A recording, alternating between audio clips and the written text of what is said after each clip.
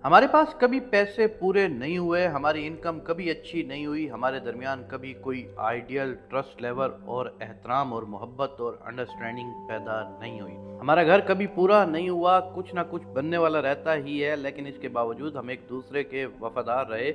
हमने एक दूसरे के साथ रहना नहीं छोड़ा, एक दूसरे से उकताए नहीं है। इसके बावजूद हमें अपने घर से मोहब्बत रही, हम बच्चों के साथ सिंसियर रहे।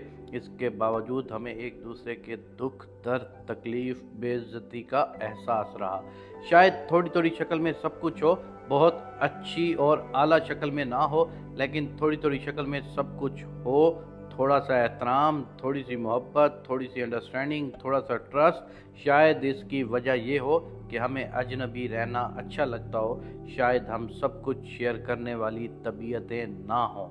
हमारा एक छोटा सा घर था, एक 1.5 मरले का, कोरी ईंटों और लकड़ी की छतों वाला, जिसकी दीवारों पर पिछले 15 साल से सफ़ेदी नहीं हुई थी और जिन पर हमारे बच्चों ने हर सब्जेक्ट का काम कर रखा था। ड्राइंग्स और कार्टून बना रखे थे, काउंटिंग और अल्फ़ाबेट्स लिख रखे थे। कोई दीवार ऐसी नहीं थी कि किसी दीवार का कोई हिस्सा ऐसा नहीं था जिस पर उन्होंने कोई बैल बूटे ना बनाए हों, कोई ज़बान ना लिखी हो। लेकिन हम इन्हीं दीवारों में सालगिरह मनाते थे, इन्हीं दीवारों में ईद और बकरा ईद मनाते थे। जून जुलाई की गर्मियां और दिसंबर जनवरी की सर्दी इन्हीं दीवारों में गुजरती थी। मेरी बीवी इन्हीं कोरी ईंटों को पूंछ पूंछ कर साफ करती थी और हम इन्हीं पर बैठकर खाना खाते थे, लोड शेडिंग गुजारते थे।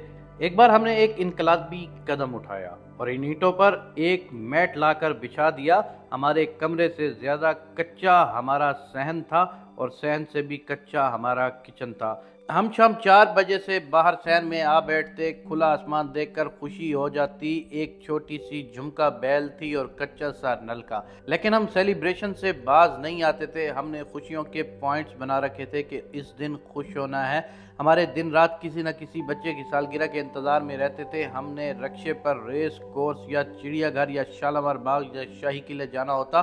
हमने वहाँ शामी बर्गर और कॉर्न्स और चिप्स खाने होते थे। मैं और मेरी बीवी ने एक बेंच पर बैठकर चाय पीनी होती थी और मुस्तकबिल के ख्वाब देखने होते थे।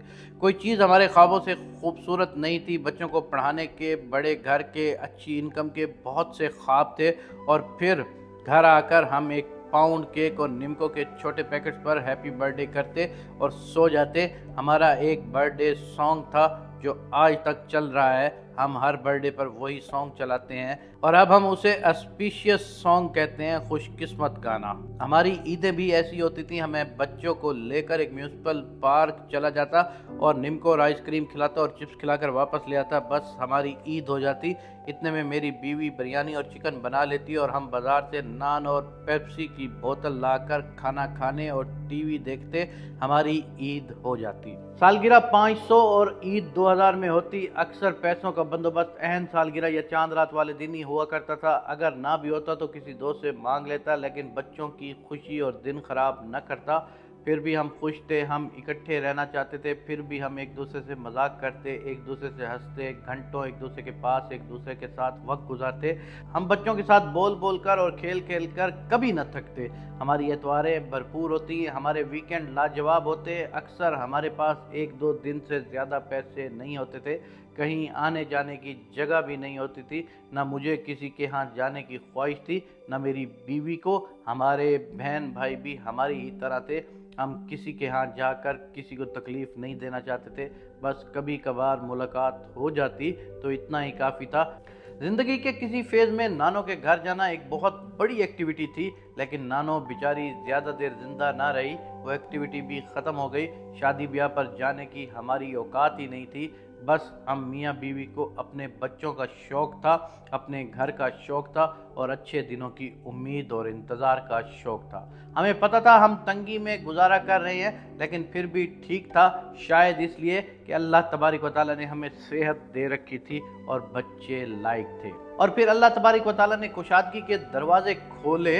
मुझे एक एकेडमी में जॉब मिल गई, मेरी तवक्को से भी ज़्यादा पैसे मिलने लगे। अगले ही महीने मॉर्निंग स्कूल में जॉब हो गई और भी ज़्यादा पैसे मिलना शुरू हो गए। हमें बचत नज़र आने लगी। इन्हीं दिनों मेरी बीवी को जद्दी जायदाद से कुछ पैसे मिले और हम अपना जेवर बेचकर मकान बनाने का सोचने लगे। हमें यकीन नहीं आता था कि इस दुनिया में ख्वाब पूरे भी हो जाते हैं। ہمیں ایک ٹھیکیدار ملا، اللہ اس کا بھلا کرے، اس نے ہمیں بہت ہی تھوڑے پیسوں میں 1.5 مرلے کا ڈریم ہاؤس بنا دیا۔ فرشوں اور سیڑھیوں پر ماربل، پکی لینٹر والی چھتیں اور پلستر کی ہوئی سموتھ دیواریں اور ریشم جیسے ملائم پینٹس، بچوں کی پسندیدہ ٹائلوں والے واش روم، میری بیوی کا سلیب اور کیبنز والا فیورٹ کچن اور کھلا سا بیڈ روم، 3 منزلوں پر 3 چیزیں، خوشبوؤں سے آباد، کھلونے سے بھی نازک ڈالز ہاؤس۔ یہ علیحدہ بات ہے کہ گھر میں واش بیسن اور لائٹس وغیرہ نہ لگ سکی، اکیڈمی چھوٹ گئی، پیسے بند ہو گئے، لیکن اللہ تبارک و تعالیٰ نے خوبصورت گھر ضرور دے دیا۔ بات کرنے کا مقصد صرف اتنا ہے کہ صبر کریں، اللہ پہ بھروسہ رکھیں، ایک دوسرے کے ساتھ نہ چھوڑیں، بچوں کو اگنور نہ کریں، خواب دیکھنے بند نہ کریں، زندگی کی خوشیاں یہی سب کچھ ہی تو ہے۔ اللہ تبارک و تعالیٰ ہمارے گھروں کو امید اور محبتوں سے آباد فرمائے، آمین یا رب العالمین۔